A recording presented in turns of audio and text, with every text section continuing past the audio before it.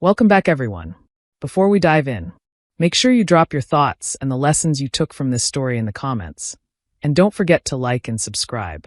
Let's get into it. My name is Naomi, and 7 years ago, I believed my life was steady and bright. Devon and I had been married for 4 years, together for 7 in total. The college sweethearts who made it from broken futons and leaky faucets to a small, tidy house with a patch of grass out back. We talked about children the way you talk about summer, a season that would arrive when it was meant to, warm and uncomplicated. 3 months before everything fell apart, I caught a brutal stomach bug. The doctor prescribed strong antibiotics, and I kept working late on a big campaign at my marketing firm. When my period was late, I blamed stress.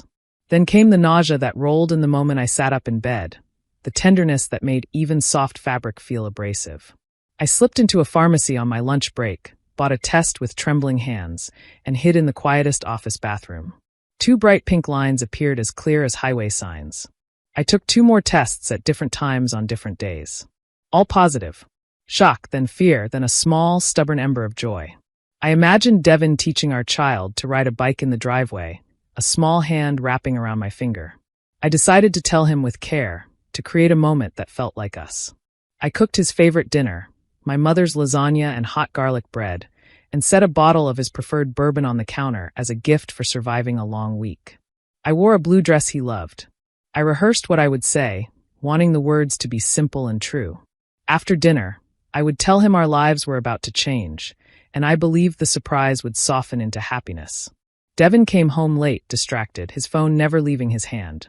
He said the house smelled good, then poured himself a heavy drink. During dinner, he barely met my eyes. I could not shake the feeling that something was wrong, but I clung to my plan. When the plates were cleared, I reached for his hand and told him I was pregnant. Silence. Not peaceful silence, but a crushing vacuum. He stared at me, his face drained, then hardened into something I had never seen directed at me. When he finally spoke, his voice was cold. Was I joking? I told him I had taken several tests and seen my doctor. His composure shattered. You ruined everything, he said, jerking his hand away as if my skin burned. I did not want this child. My mind scrambled. I stammered about the antibiotics, about us figuring it out together. He laughed, bitter and humorless, pushed back his chair, paced like a man ready to run. Maybe he never wanted children at all, he said. Maybe he had only gone along to keep me happy. A thought I had been afraid to face lodged in my throat. I asked if there was someone else. He did not deny it. He did not hesitate. He walked upstairs, pulled out the big suitcase, and threw in clothes with a briskness that made me feel faint. He was not leaving for the night. He was leaving. At the front door with his suitcase in hand, I asked where he was going. He said he would stay with her. Half an hour earlier, I had told him about our child. Now my husband, who had held my hair when I was sick and toasted promotions with me over cheap champagne, closed the door behind him and vanished into the night. I slid to the floor and covered my stomach with my palm. The house felt cavernous. I called my best friend, Keisha. My voice was unrecognizable. She said she was coming and told me not to move. She let herself in with the spare key and found me where I had fallen, cradled me, wiped my face, and made the house feel safe again. Morning arrived with a pounding headache and the violent wave of nausea that sealed the reality of it all. Keisha made toast and tea sweetened with honey. You need to eat, she said, and when she added for the baby, my hand moved to my stomach on its own. Something fierce and protective rose up in me. I spent the day trying to reach Devon. His phone went to voicemail. My texts went unanswered. By night, shock thickened into anger. I called my doctor and booked my first prenatal appointment. If I had to do this alone, I would. Later, I received a text. He was staying with Jasmine and would send money for the bills. Jasmine. He had mentioned her as a brilliant new colleague fresh out of school, full of ideas. She was 24, 7 years younger than I was. I told myself we would talk in person. He told me he needed space. Days passed, emptied out. He came by once when I was at work, gathered more of his things, and left a folded note on the kitchen counter saying the mortgage was covered through the next month and he would contact me about divorce. I opened my laptop and searched Jasmine's social media, telling myself I only needed to see her face to understand what had wrecked my life. She was beautiful in a clean, bright way. There were photos of her and Devon laughing at rooftop bars, and one weekend trip to Charleston, the same place he and I had celebrated our anniversary the previous year. Then I found a group photo from a summer barbecue. My father, Charles, and his wife, Lorraine, stood next to Jasmine, smiling into the camera. Lorraine's arm was linked casually through Jasmine's. My father held a beer and beamed.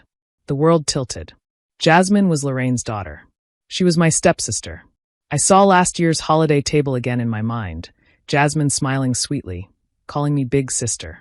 I ran to the bathroom and retched until I had nothing left. The betrayal came in layers. My husband, my stepsister, the family who had smiled at gatherings with secrets tucked into their pockets. The quiet politeness at dinners, the small talk at holidays, the job lead in the same city where Devon worked. It all aligned into something deliberate and monstrous. It was not just infidelity. It was a web threaded through my house and my blood. Days blurred. I called in sick and could not rise from bed. When the phone rang, I answered without thinking. It was Patricia, my mother-in-law. She said Devon felt pressured and needed time, her pause around the word situation sharp as a blade. I told her he had walked out on his pregnant wife for my stepsister. She ignored that entirely and suggested I consider my options. The implication landed like ice. It was early, and there were discreet ways to keep a promising career unburdened. Something inside me snapped. I told her I was keeping my baby, that if her son was too afraid to be a father, that shame was his and not mine. A few days later, Howard called with soft concern that turned to talk of timing and promotions and a surprising connection with Jasmine. He mentioned financial help and a smooth settlement. I retained a family law attorney, Monica, whose eyes were kind but steady. We filed for divorce. Devon did not contest. Assets were divided, signatures added. It felt like closing a bank account instead of ending a marriage.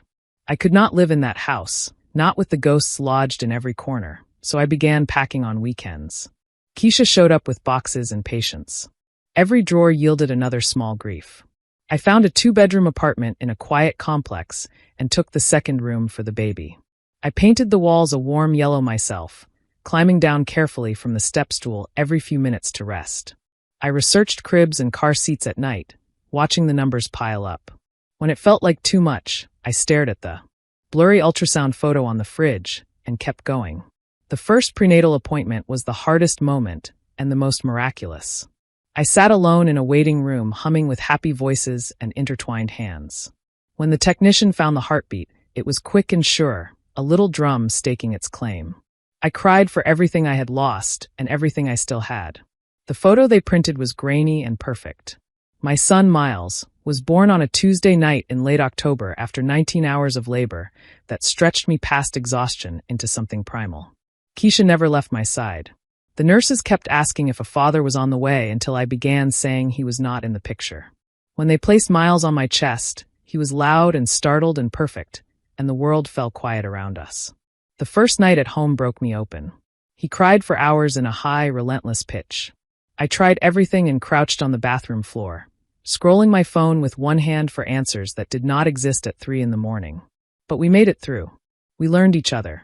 I learned his cries like languages. He learned my off-key lullabies and relaxed against my shoulder. I returned to work when Miles was 10 weeks old.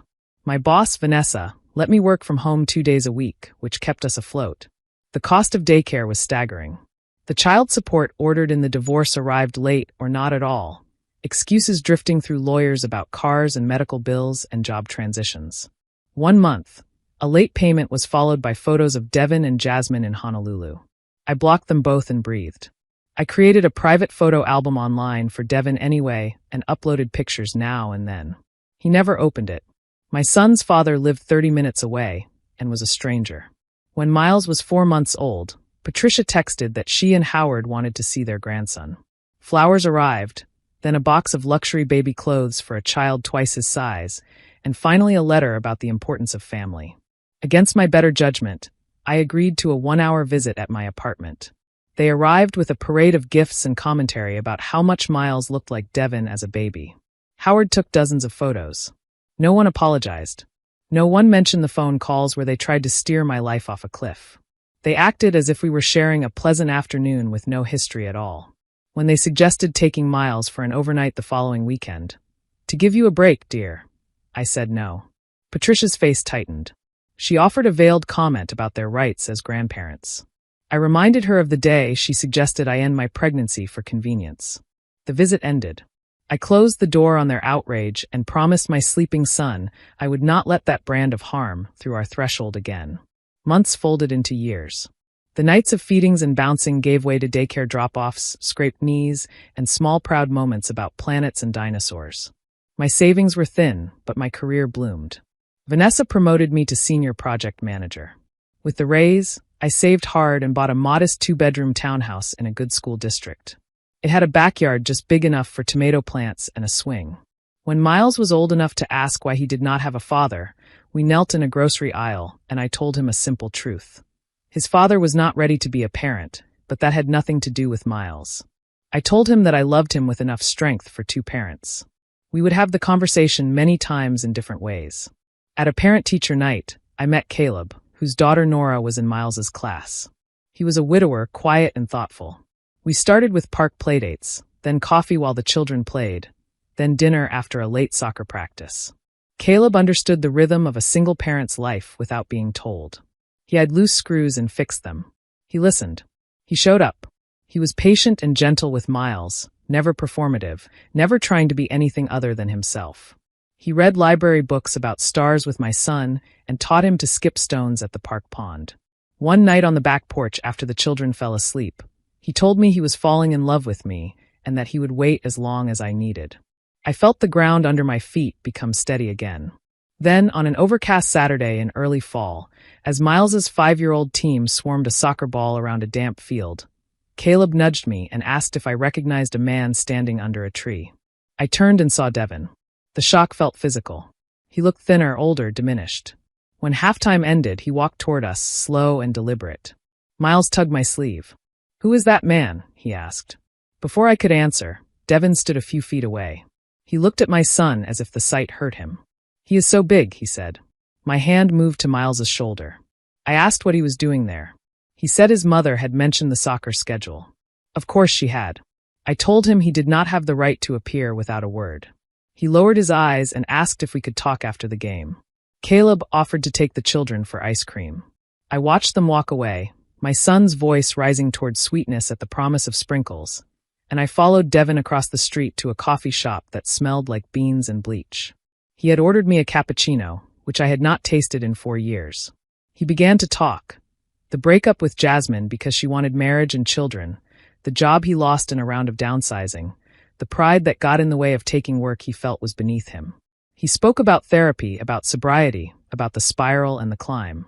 He suggested he had asked his parents to keep their distance from me because the guilt was unbearable. He leaned forward and said he wanted to make things right, that he wanted to know his son. I told him Miles was a person with a life and a routine, and that he already had a steady, loving father figure named Caleb. Something sour flickered across Devon's face. He acknowledged he could not step in and claim the title of father and asked for a supervised meeting at a park. I told him I would consider it for Miles's sake and left. That evening he showed up at my townhouse with Patricia and Howard, all smiles and declarations about family and moving forward. They pushed words and intentions into my living room as if force could change history. I asked them to leave. Devon lingered, blocking the door. He dropped his voice and said he still loved me, that he never stopped, that our son deserved his real family together. It was astonishing in its arrogance. He had walked out on me when I told him I was pregnant, left me to labor and parent alone, chosen my stepsister, then returned with empty hands and the word love as if it were a key. I told him to leave. After he did, I locked the door and stood with my forehead against the wood, measuring my breathing until it steadied. Caleb came downstairs after smoothing bedtime, took one look at me, and asked what Devon had done. I told him everything, the ambush, the plea, the audacious suggestion. I saw the worry flicker across his face, not about me but about whether biology could erase quiet, daily love. I cupped his face, told him I was exactly where I wanted to be, that this house, our house, was my family's home, and that Devon was a stranger. Later, a text from Devon arrived. He wanted another chance with our family. I felt only tired pity. He had not transformed. He had simply sunk. In the morning, I called him. I told him clearly there was no us, that the bridge between us had been reduced to ash the night he walked out with his suitcase. If he truly wanted to be in Miles's life, he would begin with a family therapist and follow professional guidance before any supervised visits in public could be discussed. I told him he would not be dad. He would be Devon, a biological father with an ocean to cross before he earned even a small place in Miles's days. I told him not to come to my home unannounced again. He was quiet for a long time, and in the pause I felt the truth land on him. The door was closed. The lock would not lift. Time advanced with its steady, ordinary grace. Miles learned to sound out street signs and the names of planets. Caleb and I built a swing set in the backyard, measured twice, laughed at our mistakes, and tightened every bolt. The tomatoes never ripened quite right, but the vines looked brave and hopeful against the fence. We grilled on weekends, taught the children to take turns with the chalk bucket, and learned the precise magic of bedtime stories and a cracked window for cool air. On weekday mornings, I packed lunches, checked homework folders, and watched Miles's face light when he told me a new fact about Jupiter. On evenings when the workday ran long, I found Caleb and the children on the living room floor building bridges out of blocks and patience. At night, when the house was finally quiet, I sometimes stood in the doorway of Miles's room and listened to his soft breathing, feeling the world settle into place. My father, Charles, called sometimes and tried to shape small talk around a chasm that could not be bridged. I kept the conversation polite and brief. I did not invite old poisons into our home. Lorraine's texts stopped altogether. Keisha remained a constant, a second aunt who showed up with balloons for small victories and a firm hand on my shoulder when doubt surfaced without warning. One afternoon after school, as the light thinned and the swing set creaked gently, Miles laughed so hard he threw his head back and reached his hands toward the sky. Caleb pushed him higher in a slow, safe arc, and I watched my son's joy fill the yard. The house behind us, the fence, the vines, the patched-up places in our hearts, all of it stood steady. Some bridges burn and stay ash forever. On the other side, we built a life that held.